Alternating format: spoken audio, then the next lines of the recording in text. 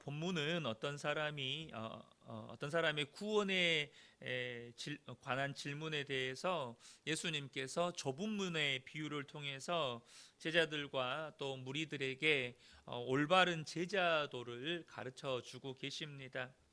이스라엘이 가진 어떤 특권도, 심지어 지금 그들이 예수님을 따라다니는 것도 그들에게 구원을 보장해 주지 않는다는 것입니다.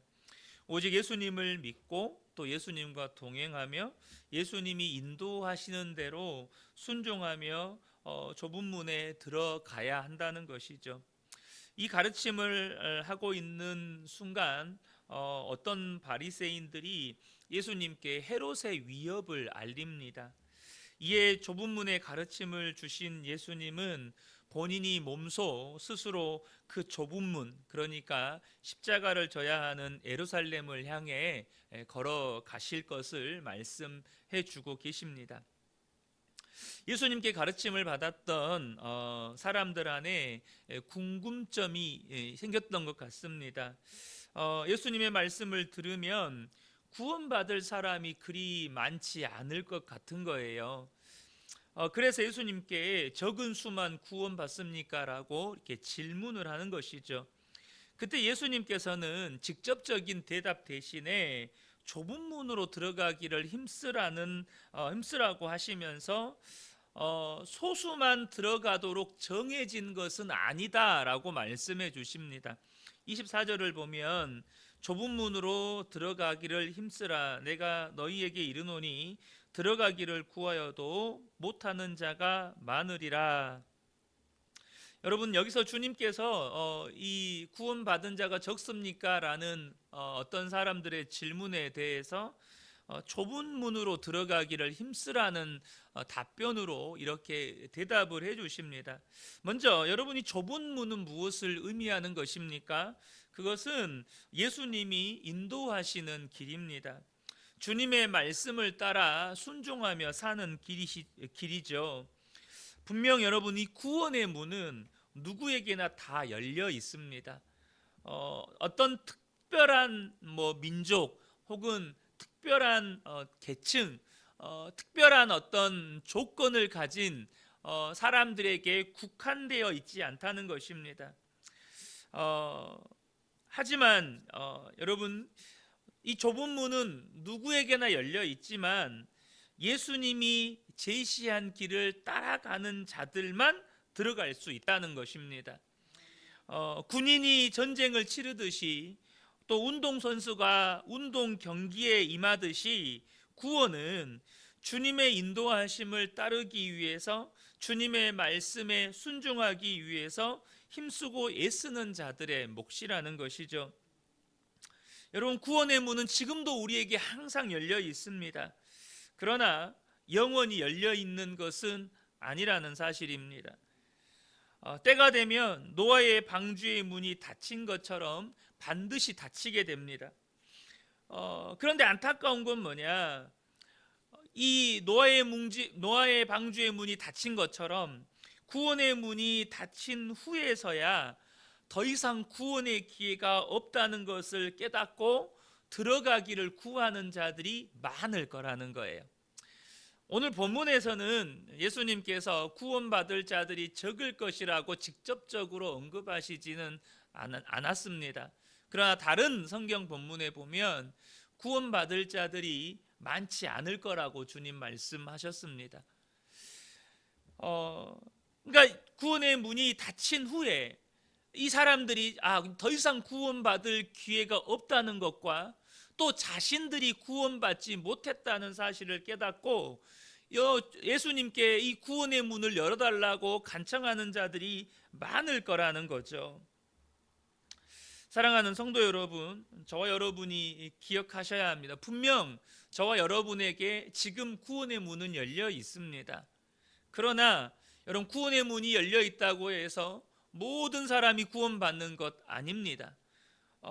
분명히 자기를 부인하고 자기 십자가를 지고 주님만을 따르는 자들이 들어갈 수 있다는 사실을 저와 여러분이 기억하셔야 한다는 것입니다. 구원의 문이 닫힌 후에는 아무리 그때서야 자신들이 구원받지 못했고 더 이상 구원받을 기회가 없다는 것을 깨닫고 주님께 열어달라고 간청해도 기회가 주어지지 않는다는 거예요. 그래서 주님은 이제 더 이상 그들을 주님이 알지 못하는 자들로 규정해 버리십니다.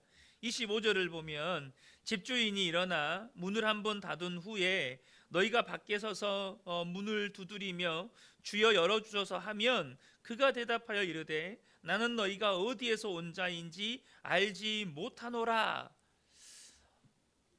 여기서 지금 주님께 구원의 문을 열어달라고 간청하는 자들이요, 이 본문을 보면 이 구원의 복음을 전혀 듣지 못했다거나 혹은 예수님과 아무런 관계가 없는 자들이 아니었다는 사실을 알게 됩니다.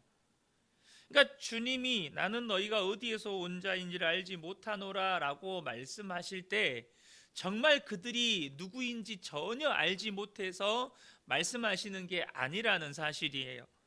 26절에 보면 그들이 뭐라고 호소하냐면 그때 너희가 말하되 우리가 주 앞에서 먹고 마셨으며 주는 또한 우리를 길거리에서 가르치셨나이다, 이렇게 말한다는 거예요.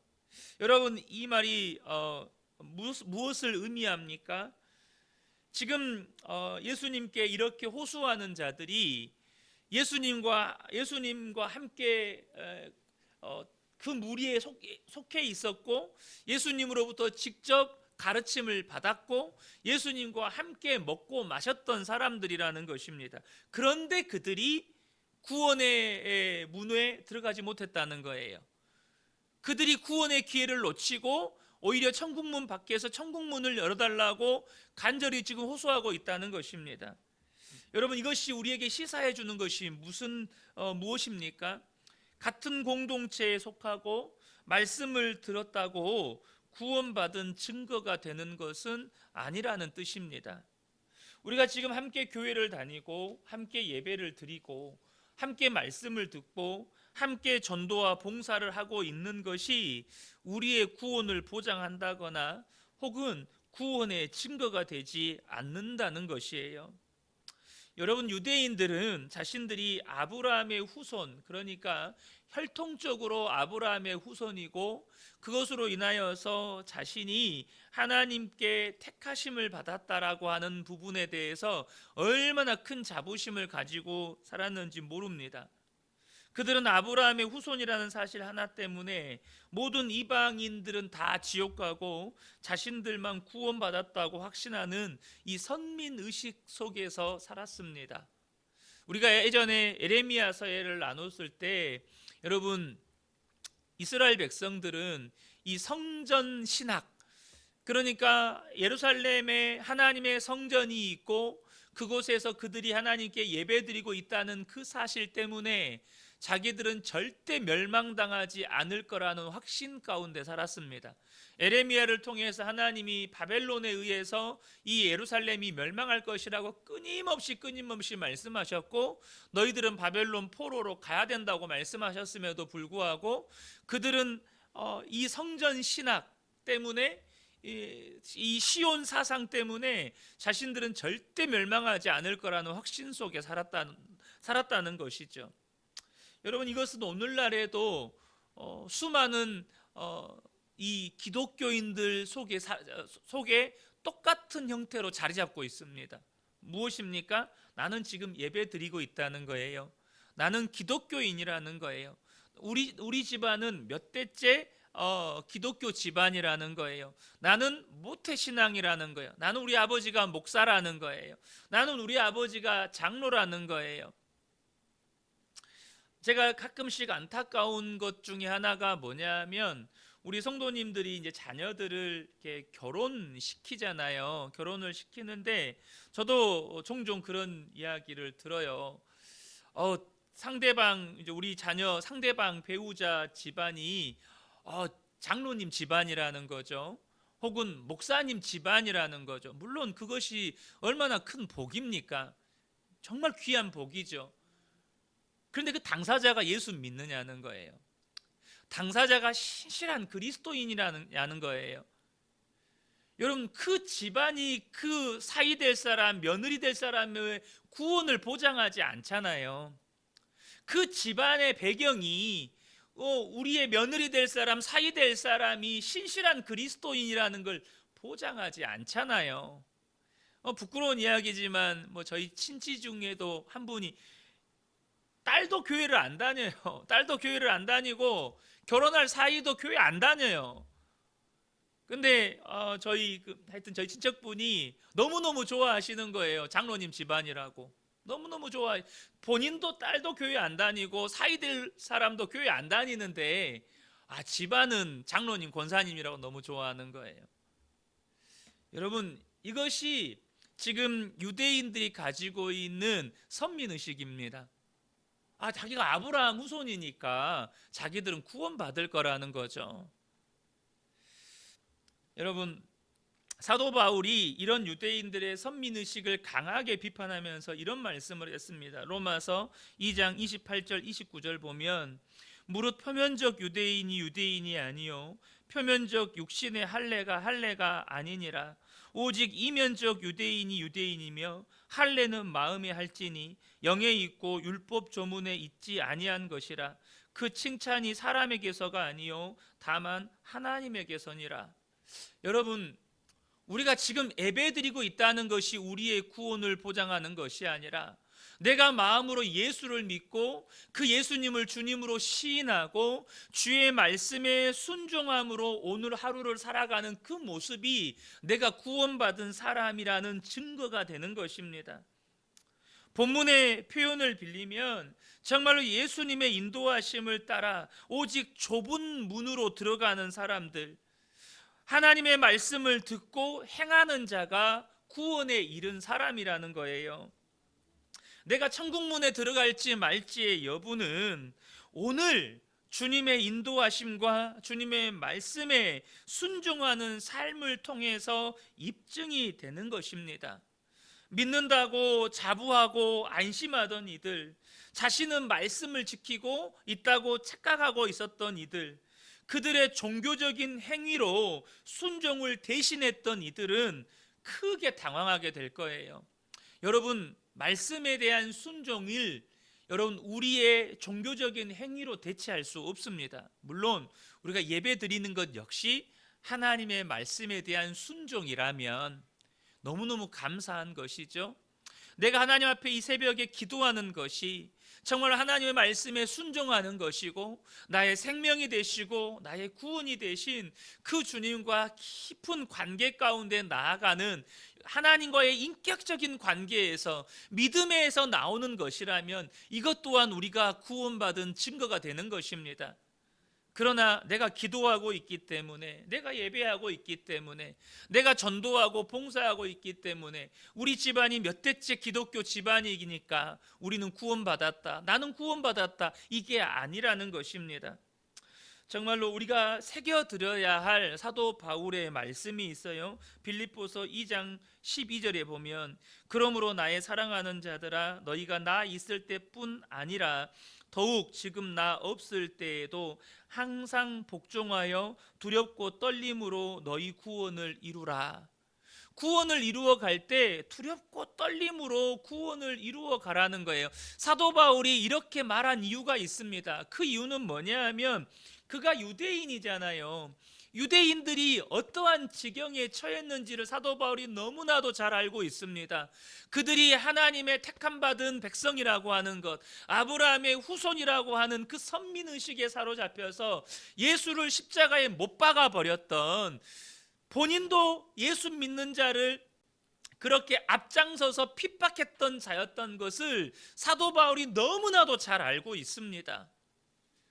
그래서 그들의 똑같은 이제 이방인 교회 안에서도 이 유대인들의 이 선민의식이, 유대인 그리스도인들 안에 율법주의가 이방인 교회 안에도 막 흘러 들어오는 거예요. 그래서 말하는 게 뭐냐면 항상 복종하여 두렵고 떨림으로 구원을 이루어 가라는 거예요. 고린도전서 9장 27절을 보면 내가 내 몸을 쳐 복종하게 함은 내가 남에게 전파한 후에 자신이 도리어 버림을 당할까 두려워함이로다.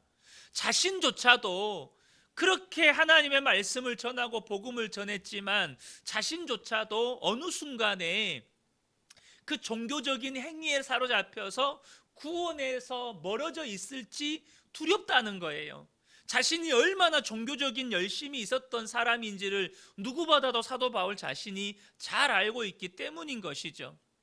오늘 본문을 보면 우리가 다 구체적으로 나누진 않았지만 이 순간 어떤 바리새인이 예수님께 헤롯의 위협에 대해서 알려주십니다. 그런데 여기서 우리가 주목해야 될 것은 뭐냐면, 여러분, 예수님은요 언제나 우리에게 말만 가르치시는 분이 아니었다는 거예요. 예루살렘에 가시면 어떤 고난을 당해야 하는지 예수님 본인이 누구보다도 잘 알고 있습니다. 그런데 예수님이 좁은 문으로 걸어 들어가십니다.